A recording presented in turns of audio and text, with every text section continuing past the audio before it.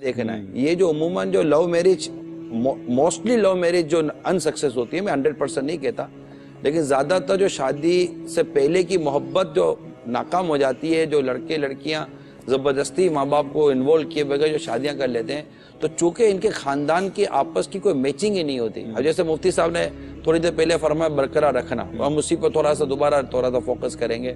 اب برقرار رکھنے کے لیے خاندان چاہیے. رشتہ داروں کو تو انوالو کیے بغیر شادی کی نا، انوالو تو کیا نہیں تھا، ان کو مشورہ تھا، بلکہ الٹا مخالفت کی گھر والوں کی. اب گھر والوں کی جب مخالفت کی، شادی کے بعد لڑکا دیکھتا ہے لڑکی کو ایز اے گرل فرینڈ، لڑکی دیکھ رہی ہوتی ہے اپنے شوہر کو بوائے فرینڈ.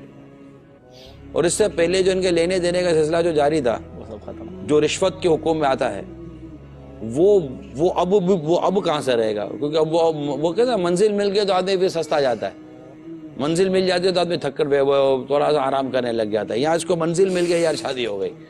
اب اس کے بعد جب یہ دونوں ایک دوسرے کے نیچر کو ڈیفرنٹ پاتے ہیں کہ شادی سے پہلے اگر نہیں ملے تھے، شادی سے پہلے اگر نہیں ملے تھے تو دونوں کے لیے ایک دوسرے کا نیچر اور ملنا نیا ہے.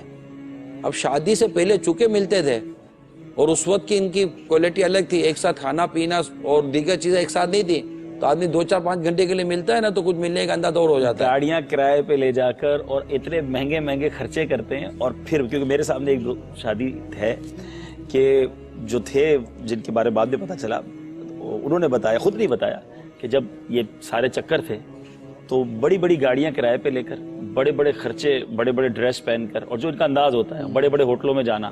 اور جب شادی ہوئی تو نہ وہ گاڑی تھی، نہ وہ سارا اسٹیٹس تھا. اب جو جھگڑا ہوا، چل ٹوٹ گیا گھر. تو پھر انہوں نے ساری کہانی اپنی خود سنائی کہ میرے گھر ٹوٹنے کی وجہ یہ تھی کہ میں نے تو جو ادھر شہزادہ شو کیا تھا نا اپنے آپ کو، تو وہ جب شہزادہ فقیر سامنے آیا شادی کے بعد تو یہ سب. بے روزگار آدمی خود کو کہ وہ ایگزیکٹو آفیسر شو کرتا پھرے گا تو شادی کا اس کا کیا حال ہوگا؟ اسی طرح عورت بھی ہوتی ہے، وہ بھی جس طرح تھینک یو جی، آپ جی، جناب، اور تم ہی ہو تم ہی ہو تم ہی ہو کر کے چل رہے تو تم ہو کون شادی کے بعد؟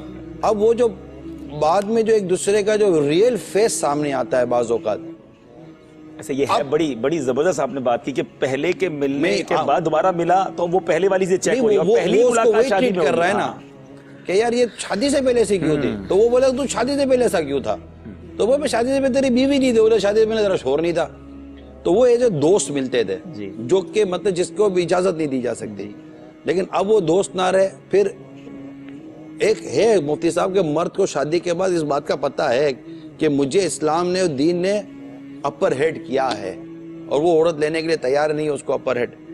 اب دوسری طرف جو میں آ رہا تھا، اب چونکہ ان دونوں نے اپنے والدین کو اور اپنے خاندان کو نظر انداز کر کے شادی کی، اس کو سمجھایا گیا ہوگا کہ نہیں کرو.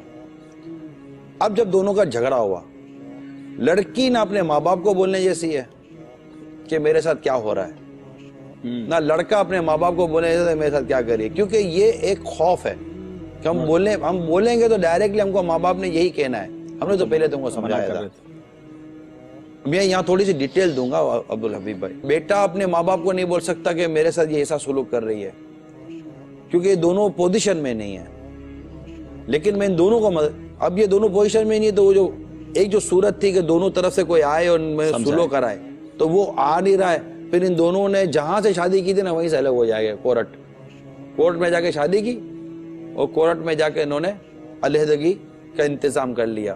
تو کیونکہ ان کو کوئی بڑا سمجھانے والا نہیں تھا. اب میں یہاں دونوں کو کچھ مدنی مشورہ دینا چاہوں گا کہ دیکھیں اگر خدا نہ خواستہ، ایک تو پہلے یہ کلچر ڈیولپ کرنا ہی نہیں چاہیے جو لڑکا لڑکی فرینڈ سرکل اور بوائے فرینڈ گرل فرینڈ کا ہے، یہ اس کی اجازت یہ نہیں ہے. اس کو مطلب آپ ختم کر دیں. اگر بالفرض کہ ایسا کچھ آپ کی زندگی میں ہو گیا ہے یا ہونے جا رہا ہے تو ماں باپ کو راضی کر کر کریں.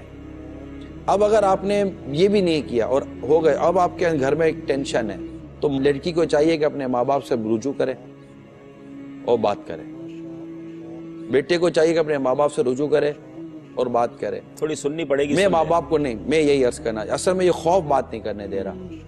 میں ماں باپ کو عرض کروں گا کہ بچپن میں بھی آپ کے بیٹے نے غلطیاں کی تھی تو آپ نے مطلب مار کر اس کو آگے پیچھے نہیں کر دیا تھا. آپ جب ہو بھی گئی نا، ہو جانے کے بعد اب آپ کیا کر سکتے ہیں؟ खाली मतलब कि 18-19 साल की आपका पूरा इन्वेस्टमेंट और आपका ये एसेट्स खत्म हो रहा है, हो गया, अब आप निभाने की कोशिश करें अगर शरन कोई कबाहत नहीं है तो, ताकि ये बात कर सकें। और जब ये बात करें तो आप इनको ताना तंस तनकीद का निशाना ना बनाएं, बल्कि कह दे बेटा मैं